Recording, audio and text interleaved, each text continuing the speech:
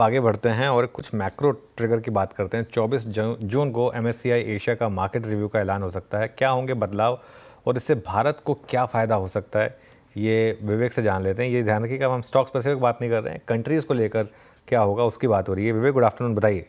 Good afternoon. ये बहुत important है और देखिए, हमें एक चीज़ ध्यान में रखना है कि ये कई सालों से इसका बात हो रहा है। इस पे चर्चा MSCI ऑलमोस्ट 2 साल से कर रहा है। What is it? MSCI, जैसा आपने बताया, 24 जून को कंट्री लेवल क्लासिफिकेशन रिव्यू का रिजल्ट्स बताएगा।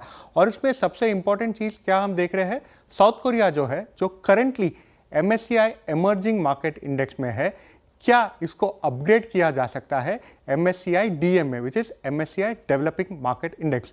2 साल से MSCI इसको रिव्यू कर रहा है, बट अभी तक उसको अपग्रेड नहीं मिला है। उसका क्या कारण है? कई सारे कारण हुए हैं। एक इंपॉर्टेंट कारण था कि साउथ कोरिया में थोड़े साल पहले शॉर्ट सेलिंग पे बैन लगा दिया गया था। बट इंपॉर्टेंट है कि मार्च 31, 2025 short selling ban south Korea से निकाला गया है।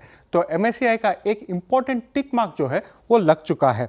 और दूसरा एक चीज़ ध्यान में रखना है कि जब भी ये अपग्रेड होगा, ये वन शॉट में अपग्रेड नहीं होगा। ये अपग्रेड 1.5 से 2 साल में धीरे धीरे करके इंप्लीमेंट किया जाएगा।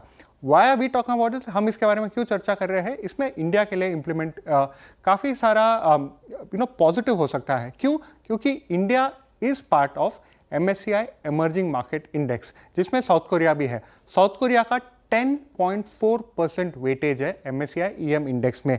तो ये जो 10.4% सेलिंग होगा वो रीडिस्ट्रीब्यूट होगा दूसरे EMs में, जिसमें से एक हिस्सा इंडिया में है, थोड़ा चाइना में है और ताइवान में भी है। इसमें इंडिया के लिए 2 तरह के इन्फ्लो आ सकते हैं। एक इन्फ्लो है एक्टिव फंड्स के द्वारा, जो जैसे ही अनाउंसमेंट होगा एक्टिव फंड्स पोजीशन ले लेंगे। और एक चीज़ ध्यान में रखना है, एक्टिव फंड्स का पोजीशनिंग टिपिकली पैसिव फंड्स और इंडेक्स फंड से ज़्यादा होता है, बट उसको क्वांटिफाई करना at this point of time थोड़ा मुश्किल है। हाउएवर, पैसिव फंड्स जो MSCI के साथ टाइड अप है, उनका कितना क्वांटिफाई हो सकता है? IIFL कैपिटल कहता है 11 से 12 बिलियन डॉलर का इन्फ्लो इंडिया में आ सकता है। याद रखिए, बहुत बड़ा फिगर है। और एक चीज़ ध्यान रखना है कि ये वन शॉट में इंप्लीमेंट नहीं होगा, ये 1.5 से 2 साल में इंप्लीमेंट होगा।